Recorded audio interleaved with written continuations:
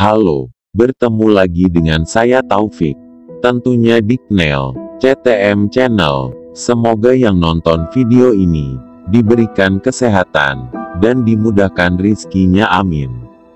Di kesempatan kali ini saya akan menceritakan tentang kisah pendaki Gunung Salak. Deretan kisah mistis para pendaki Gunung Salak yang bikin merinding. Siapa yang tak kenal dengan Gunung Salak? Kamu yang berada di Pulau Jawa, khususnya Jakarta dan Jawa Barat, pastinya tahu tentang gunung yang menjulang indah ini.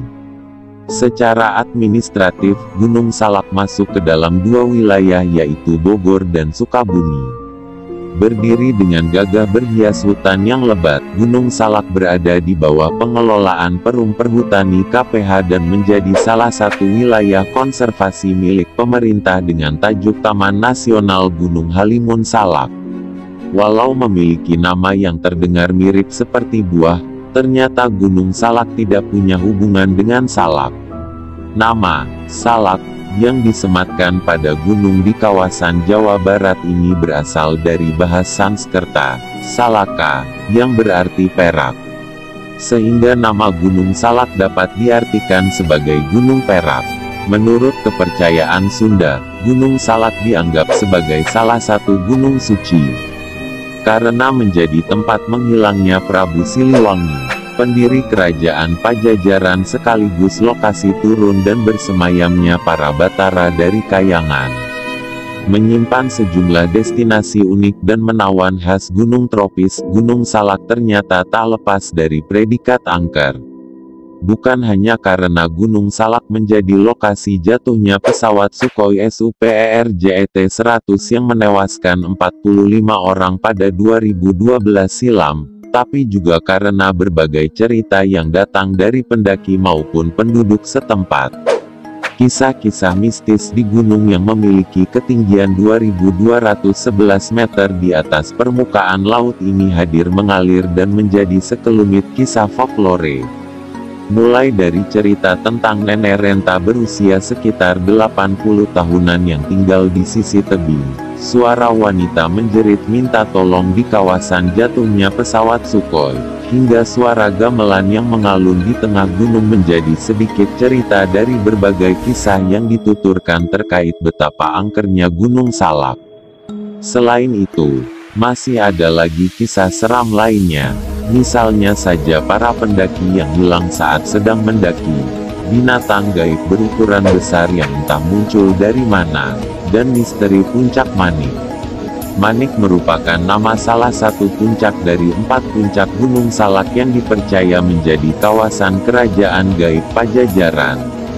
Dipercaya menjadi lokasi berkumpulnya makhluk gaib, puncak Manik kerap kali ditutupi kabut tebal yang datang secara tiba-tiba atau angin yang berembus dengan kencang. Hal itu ternyata tak ditampik oleh Graziella Ledisina, seorang anggota komunitas Katolik yang sering menjadikan Gunung Salak sebagai lokasi makrab, malam keakraban.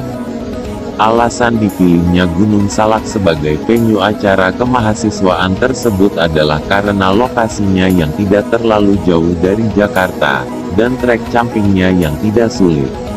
Selain itu, karena sudah langganan, ia dan teman-temannya juga sering diberikan harga spesial oleh para ranger yang berjaga. Graziella Ledisina yang biasa dipanggil Ledi menceritakan pengalaman mistisnya yang terjadi pada 2015 silam.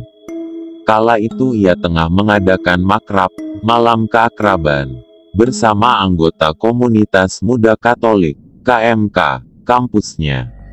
Pada saat acara jurit malam, ia bertugas untuk menjaga salah satu pos di tengah-tengah trek.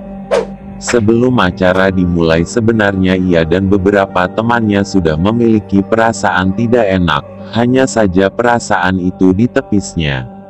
Apalagi karena acara berkemah dan jurit malam di Gunung Salak saat itu bukan kali pertama diadakan. Segala sesuatunya berjalan lancar, sampai tiba-tiba ia mendapat laporan dari temannya yang juga berjaga lewat handi talki, HT. Nah, setiap pos itu kan ada HT. Setelah sekitar sejam aku berjaga, Temanku yang ada di pos depan bilang lewat HT kalau dia dengar lagu Sunda. Padahal kita mulai jurit malam mulai pukul 12 sampai estimasinya sampai jam 5 pagi, ceritanya. Dia, teman Lady, bilang, "Gus, ini dari 10 menitan yang lalu ada yang dengung lagu Sunda di belakang gue. Suaranya di kuping gue banget." Tapi yang lain, Lady dan teman-teman lainnya, malah menanggapinya bercanda. Lanjutnya, tak cuma sampai di sini, selang beberapa jam, teman yang berjaga satu pos dengan Lady berkata bahwa ia melihat sesuatu yang bergerak dari balik kamar mandi. Berusaha meyakinkan dan memberanikan diri, Lady pun menepis kembali perkataan temannya. Sampai akhirnya ia mendapat kabar bahwa ada satu grup jurit malam yang berjalan keluar jalur dan masuk ke hutan yang paling dalam. Lady dan teman-temannya pun berusaha mencari bantuan dengan menghubungi ranger yang bertugas di Gunung Salak. Untungnya rombongan tersebut masih bisa ditemukan, karena mereka belum berjalan terlalu jauh. Saat ditanya tentang alasan grup itu keluar jalur trekking, mereka menuturkan bahwa ada orang lain yang mengajak mereka untuk berjalan ke arah yang berbeda. Waktu ditanya alasannya, mereka bilang kalau ada teman kita yang bernama Iman yang mengajak mereka berjalan ke arah yang berbeda. Karena pada saat itu, rombongan yang hampir tersesat itu tidak melihat jelas arah panah penunjuk jalurnya. Sayangnya di tengah jalan Iman malah menghilang. Padahal sebenarnya Iman pada saat itu tidak ikut menjaga pos jurit malam. Dia bertugas untuk menjaga kemah agar tidak dimasuki oleh hewan buas. Sejak saat itu, kita stop rangkaian acara jurit malam atas alasan keamanan. Kata rangernya yang bertugas juga kita lebih baik bubar saja, tutur Lady lagi. Ia juga menambahkan bahwa kejadian-kejadian ganjil tersebut tidak hanya berhenti sampai di situ saja. Keesokan malamnya saat sedang menikmati malam terakhir makrab bersama teman-temannya, hal aneh kembali muncul menerpa dia.